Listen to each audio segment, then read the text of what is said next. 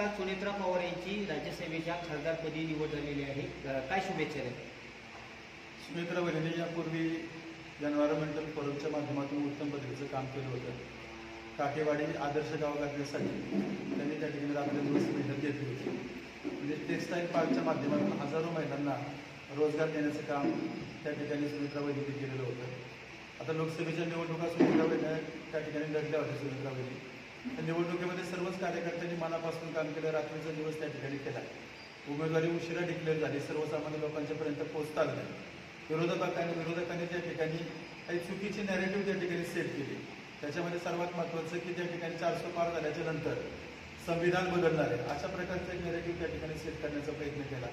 थोडासा मुस्लिम बांधवांच्या मनामध्ये गैरसमज निर्माण करण्याचा प्रयत्न केला आणि शेतमालाचे बाजारभाव असतील, महागाई असेल किंवा सहानुभूती असेल, वेगवेगळ्या पद्धतीनं खरं तर सगळं प्रचंड विरोधामध्ये त्या ठिकाणी लाट असताना, काही अंडरकरंट त्या ठिकाणी असताना सुद्धा वेगवेगळ्या प्रकारचे नॅरेटिव्ह सेट केले जात असताना कार्यकर्त्यांनी रात्रीचा दिवस करून पुरंदरमधून जवळजवळ 91,000 मतं त्या ठिकाणी दिली आणि बारामती नंतरची खडकवासला सोडला तर 2 नंबरचं मतदान पुरंदर आघाडीमधून त्या ठिकाणी सर्वसामान्य कार्यकर्त्यांनी महायुतीच्या रात्रंदिवस काम करून त्या ठिकाणी दिलं. याच्याबद्दल मनात समाधान वाटतं. राजकारण म्हटलं की यश असतं, अपयश असतं, कोणतरी जिंकतं, कोणतरी हरतं. जिंकलेल्या माणसाचं आपण कौतुक केलं पाहिजे, अभिनंदन केलं पाहिजे आणि हारल्यानंतर आपण आत्मपरीक्षण केलं पाहिजे आणि लोकांनी जो जन्मताचा कौल दिला त्या जन्मताच्या कौलाचा आदर करून पुन्हा त्या ठिकाणी लोकांसाठी जी आश्वासनं दिली त्या आश्वासनं पूर्ण करण्यासाठी लोकांच्यापर्यंत जाणं, शासनाकडे ती आश्वासनं पूर्ण करून घेणं आणि पुन्हा पक्ष संघटना बांधून पक्ष बळकट करून पुन्हा येणाऱ्या सगळ्या प्रकारच्या निवडणुकीला सामोरं जात असताना तयारीत राहणं हे काम लोकशाही प्रक्रियेमध्ये त्या ठिकाणी करायचं असतं. आणि लोकशाहीचं सगळ्यात मोठं सौंदर्य आहे. कुणीतरी जिंकल्यानंतर आणि कुणीतरी हारल्यानंतर त्या ठिकाणी मनाला हारल्यानंतर वाईट वाटतं, जिंकल्यानंतर आनंद वाटतो, तर तो काही काळ त्या ठिकाणी लागतो. त्यानंतर मात्र पुन्हा लोकांची सेवा करून लोकांचा विकास करणं यालाच खरं तर लोकशाही म्हणतात आणि मला लोकशाहीने दिलेला कौल आम्हाला सगळ्यांनाच त्या ठिकाणी मान्य आहे.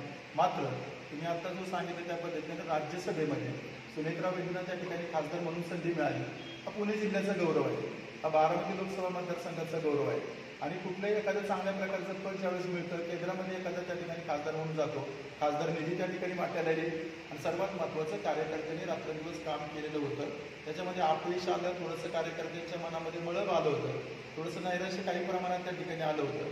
ते नैराश्य दूर करण्यासाठी मदत होईल आणि पक्ष संघटना बळकट करण्यासाठी, महायुती बळकट करण्यासाठी सुनेत्रा वहिनीचं राज्यसभेची उमेदवारी त्या ठिकाणी नक्कीच उपयोगी त्या ठिकाणी ठरणार आहे आणि केंद्र लेवलचे जे काही अनेक वेगळ्या प्रकारचे प्रोजेक्ट, स्कीम्स, योजना असतात त्या पूर्ण करण्यासाठी त्यांच्या माध्यमातून आम्ही प्रयत्न करू. आम्हाला आनंद वाटतो की राष्ट्रवादी काँग्रेस पक्षानं सुनेत्रा वहिनींना त्या ठिकाणी राज्यसभेचं खासदार म्हणून काम करण्याची संधी दिली. त्याचा बारामती लोकसभा मतदारसंघाला निश्चितच उपयोग होईल. सर, निवडणुकीपूर्वी राज्याचे उपमुख्यमंत्री नामदार अजितदादा पवार साहेब निर्णय घेण्याच्या बाबतीमध्ये त्यांचा हात कुणीही त्या ठिकाणी धरू शकत नाही आणि विकासाचा अजेंडा घेऊन त्यांनी आयुष्यभर त्या ठिकाणी काम केलंय. काही वेगळ्या प्रकारचं धर्म असेल, जात असेल, अशा प्रकारचा कधीही ते विचार करत नाही. सामान्य जनतेला, गरिबांना, शेतकऱ्यांना, तरुणांना, विद्यार्थ्यांना, महिलांना या सगळ्यांना किंवा अंगणवाडीचे सेविका असतील, आशा वर्कर असतील, या सगळ्यांच्या बाबतीमध्ये राज्य सरकारच्या माध्यमातून अजितदादा असतील, देवेंद्र फडणवीस साहेब असतील, एकनाथ शिंदे साहेब असतील यांनी अतिशय चांगल्या प्रकारचे निर्णय घेतले. तुम्ही आता कालच पाहिलं की त्या ठिकाणी दादांनी विभागीय आयुक्त कार्यालयामध्ये जी मिटिंग घेतली त्या मिटिंगमध्ये जो शब्द त्यांनी लोकसभा निवडणूक लढवत असताना जनतेला त्या ठिकाणी दिला होता की पुरंदर उर्सा योजना त्या ठिकाणी सुरळीत करेल आणि जनाई शिरसाई योजना सुद्धा त्या ठिकाणी सुरळीत करेल. त्या पद्धतीने बंद पाईपलाईनद्वारे त्या ठिकाणी पुढं पाणी त्यापर्यंत पोहोचवायचं आणि बंद पाईपलाईनमधून पाणी दिल्याच्या नंतर जे पाणी त्या ठिकाणी शिल्लक राहणार आहे त्या शिल्लक पाण्यामधून जादाचं क्षेत्र शेतकऱ्यांचं कशा प्रकारे ओलिताखाली आणता येईल याच्याबद्दलचं ते प्रयत्न त्या ठिकाणी करणार आहेत. म्हणजे दिलेला शब्द पाळणारा, शब्दाला पक्का असणारा आणि जो वादा केला जातो तो वादा निभावणारे एकमेव व्यक्तिमत्व म्हणजे अजितदादा. आपण पाहिलं की पराभव झाला, काही मतानं त्या ठिकाणी पराभव झाल्यानंतर सुद्धा खचून न जाता लगेच मिटिंग घेऊन त्या ठिकाणी विकासाची भूमिका घेऊन दादा त्या ठिकाणी पुढे चालले. आम्हाला त्या ठिकाणी समाधान आहे. आता 450 कोटी रुपयाचा प्रस्ताव त्या ठिकाणी शासनाला सादर करण्याचे आदेश संबंधित अधिकाऱ्यांना मिटिंग घेऊन दादांनी त्या ठिकाणी दिले. त्याबद्दल फार समाधान वाटतं आणि म्हणूनच दादांच्या नेतृत्वाचा चाहता असणारा फार मोठा वर्ग या संपूर्ण महाराष्ट्रात आहे, पुणे जिल्ह्यात आहे, बारामती लोकसभा मतदारसंघात आहे आणि पुरंदरमध्ये आहे. ठीक आहे, यश अपयश येतं ते आपण मान्य करावं लागतं, तिथून पुढे जावं लागतं. एवढ्यावरच आपण थांबणार नाही. तर गुंजवणीचा जो प्रकल्प आहे की जो पुरंदर तालुक्याच्या दृष्टिकोनात प्रश्न येतो त्याच्यामध्ये वेगवेगळ्या लोकांनी वेगवेगळे प्रस्ताव त्या ठिकाणी तयार केलेले आहेत. शिवतरे बापूंनी त्यांच्याबद्दलचा प्रस्ताव केलेला आहे. त्याच्यापूर्वी आमदार साहेबांनी त्यांच्याबद्दलचा काही प्रस्ताव त्या ठिकाणी केला होता. शासनानं केलेला मूळ प्रस्तावही त्या ठिकाणी होता. आणि नवीन प्रस्ताव करण्याच्या पाठीमागचं कारण की ज्यावेळेस बंद पाईपलाईनमधून पाणी येणार आहे त्यामुळे जे काही पर्क्युलेशन होतं ते पर्क्युलेशन त्यामुळे थांबणार आहे. जे इव्हॅपोरेशन त्या ठिकाणी होतं बाष्पीभवनही त्या ठिकाणी थांबणार आहे. पण राहिलेलं शिल्लक जे पाणी आहे सर्वांशी चर्चा करून सर्वांशी त्या ठिकाणी बोलून सर्वांना समाधानी करण्यासाठी जास्तीत जास्त गावं त्याच्यामध्ये येत असताना जुन्या लोकांच्यावरती अन्याय होणार नाही आणि नवीन लोकांनाही त्या ठिकाणी पाणी मिळेल याच्यासाठी अधिकाऱ्यांच्या बरोबर शेतकऱ्यांशी चर्चा करून तिथल्या ग्रामस्थांशी चर्चा करून जास्तीत जास्त लोकांना पाणी पुरवण्याच्या संदर्भातला प्रयत्न केला जाईल.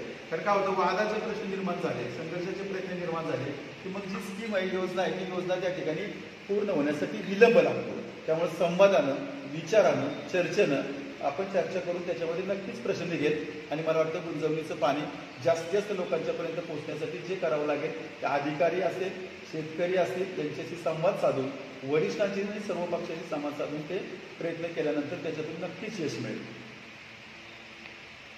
सुद्धा दादांनी त्या ठिकाणी पालखी तळावरती जो काही शब्द दिला होता त्यात यश अपयशाचा विचार न करता आम्ही सगळेजण दादांना त्या ठिकाणी भेटून सांगितलं की दादा राज्यसभेचे खासदार आपण त्या ठिकाणी दिले जरी असले तरी सुद्धा पुरंदरच्या जनतेच्या दृष्टिकोनातून गुंजवणीचं पाणी जास्तीत जास्त लवकर आणण्यासाठी येणाऱ्या या बजेटच्या अधिवेशनामध्ये गुंजवणीसाठी आपण निधीची तरतूद करावी आणि गुंजवणीचं पाणी पुरंदरच्या शिवारामध्ये खेळावं आणि पुरंदरचा शेतकरी सुजलाम सुफलाम व्हावा, बळीराजा समाधानी व्हावा यासाठी आपण त्या ठिकाणी पैसे टाकावेत अशा प्रकारची मागणी आम्ही दादांच्याकडे केली आहे. लगेच आम्ही पुढच्याच आठवड्यामध्ये शिष्टमंडळ घेऊन दादांना भेटणार आहे. मला विश्वास आहे की दादा फडणवीस साहेबांच्या आणि एकनाथ शिंदे साहेबांच्या सहकार्याने महायुतीच्या माध्यमातून गुंजवणीचं पाणी पुरंदरच्या शिवारामध्ये खेळवल्याशिवाय राहणार नाही याच्याबद्दलचा विश्वास आहे. कालची मिटिंग त्याचं द्योतक आहे. सर गुंतवणूक बागायती होणार आहे. एकत्रित शिष्टमंडळ गेल्यानंतर आपण दादांना लवकरात लवकर हा प्रकल्प पूर्ण करण्यासाठी कशा पद्धतीने एक रोडमॅप आहे कशा पद्धतीने सांगू आपल्या सगळ्यांना माहिती आहे की गुंजवणीच्या संदर्भातलं जे गुंजवणीचं पाणी जर पुरंदरला आलं तर आपण पाहतो की अगदी माहूर असेल परिंच असेल मालदा असेल घाट असेल त्याचप्रमाणे काही पाणी त्या ठिकाणी जे आपण बंद पाईपलाईनला पाणी आल्यानंतर जे काही पाणी शिल्लक राहणार आहे बाष्पीभवनामुळे जे वायाला पाणी जाणार आहे ते पाणी पर्क्युलेशनमधून जे जाणार आहे ते पाणी वाचणार आहे आणि पुरंदरच्या राहिलेल्या भागामध्ये सुद्धा कशा प्रकारे पुरंदरचा जास्तीत जास्त भाग सुजलाम सुफलाम करता येईल याच्याबद्दलचा प्रयत्न आपण त्या ठिकाणी दादांच्या माध्यमातून करणार आहे. हे करत असताना पुरंदरच्या गुंजवणीच्या याच्यामध्ये जे पूर्वीची गाव आहे त्या सर्वांना पाणी मिळावं आणि राहिलेलं पाणी पुरंदरच्या इतर भागामध्ये त्या ठिकाणी मिळालं पाहिजे आणि पुरंदर जास्तीत जास्त इरिगेटेड कसं होईल याच्याबद्दलचा प्रयत्न आपण दादांच्या फडणवीस साहेबांच्या आणि एकनाथ शिंदे साहेबांच्या माध्यमातून करणार आहे. पुरंदर उत्साही का आधी म्हणून इथला शेतकरी आज सुखी झाला ज्या ठिकाणी टँकर पावसाळ्यात असायचे तिथं आज बंगले आहेत, तिथं आज गाडी आहे, तिथं आज ऊस आहे, तिथं आज फळबाग आहे. हा बदल आहे, हे परिवर्तन आहे. 50,000 टन असणारा ऊस ज्यावेळेस 5 लाख टनावर जातो याचा अर्थ त्या ठिकाणी शिवारात पाणी खेळल्यामुळेच हे यश मिळालं. की जनाई शिरसाईमुळे आपण पाहिलं की खालचा किस्सा असेल राजुरी असेल पांडेश्वर असेल नायगाव असेल ही गावं ओलिताखाली आली. पुरंदर उत्सवामुळे सुद्धा करेचा जो उत्तरेचा भाग आहे दिव्यापर्यंत तोही त्या ठिकाणी ओलिताखाली आला. आता या ठिकाणी करेच्या दक्षिण भाग असेल त्याचप्रमाणे माहूरपासून ते राखेपर्यंतचा वाल्ला परिंच वगैरे हा सगळा भाग त्या ठिकाणी ओलिताखाली यावा आणि पुरंदरच्या एकूण एक शेतकऱ्यांना जास्तीत जास्त उत्तम पद्धतीनं शेती करण्यासाठी पाणी मिळावं. बुद्धिमान शेतकरी आहेत, कष्टाळू शेतकरी आहेत, पाण्याची कमी येते दूर करण्याचं काम त्या ठिकाणी नक्कीच अजितदादा त्या ठिकाणी करतील याबद्दल मनामध्ये विश्वास आहे आणि खात्री सुद्धा आहे. वांग्याच्या भागामध्ये गुंजवणीची पाईपलाईन तुम्ही आता कसा मार्ग काढलाय का काढणार त्या गुंजवणीच्या संदर्भात त्या ठिकाणी वाल्याच्या परिसरामध्ये लोकांची मागणी होती की गुंजवणीचं जे बंद नळातून पाणी त्या ठिकाणी जाणार आहे ते जे खालच्या बाजूने दक्षिण बाजूने जाणार होते मांडकी वगैरे त्या भागातून मांडकी आणि वाल्याच्या मधून जाणार होतं तर तिथल्या कार्यकर्त्यांचं आणि तिथल्या शेतकऱ्यांचं अशा प्रकारचं म्हणणं आहे पाणी त्या ठिकाणी जाताना खालूरवरती पाणी आणण्यापेक्षा डोंगराच्या बाजूने जर पाईपलाईन त्या ठिकाणी गेली तर ग्रॅव्हिटीने पाणी त्या ठिकाणी खाली जाईल. उद्या जर पाईपलाईन बंद झाली काय नादुरुस्त झाली काय अडचणी निर्माण झाल्या तरी गुंजवणीचं जे पाणी येणार आहे ते पाणी जरी ओढ्यामध्ये सोडलं तर सगळ्या बाजूला ते मुलीचा ओढा असेल दौडचकडे जाणारा ओढा असेल राखेचा ओढा असेल ते ओढ्यांना किंवा त्या बेसिनमध्ये जरी पाणी पाणलोट क्षेत्रामध्ये सोडलं तर सगळे बंधारे त्या ठिकाणी फुल होतील आणि ते शेतकऱ्यांच्या शिवारामध्ये पाणी खेळेल. त्यांचा विरोध एवढाच आहे खालून पाईपलाईन येण्याच्या ऐवजी वरून डोंगर उतारावरून डोंगराच्या पायथ्यावरून जर त्या ठिकाणी पाईपलाईन नेली तर अतिशय उत्तम पद्धतीनं पाणी त्या ठिकाणी खाली जाईल. सगळ्या शेतकऱ्यांशी चर्चा करून शेतकऱ्यांशी बोलून त्या ठिकाणी त्यांचे प्रश्न चर्चेतून सोडवता येईल, बैठकीतून मार्ग निघेल.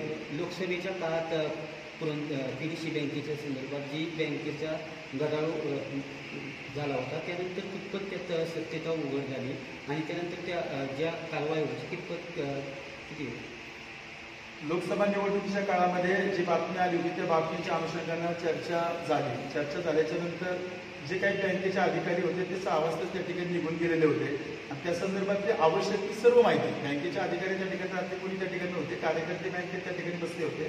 त्या संदर्भातली आवश्यक ती सर्व माहिती त्या ठिकाणी जिल्हाधिकाऱ्यांना त्या ठिकाणी दिलेली आहे आणि त्या माहिती त्या अनुषंगानं आणखी जर काही जागाची माहिती त्या ठिकाणी लागली ती सर्व माहिती त्या ठिकाणी बँक पुरवायला त्या ठिकाणी तयार आहे.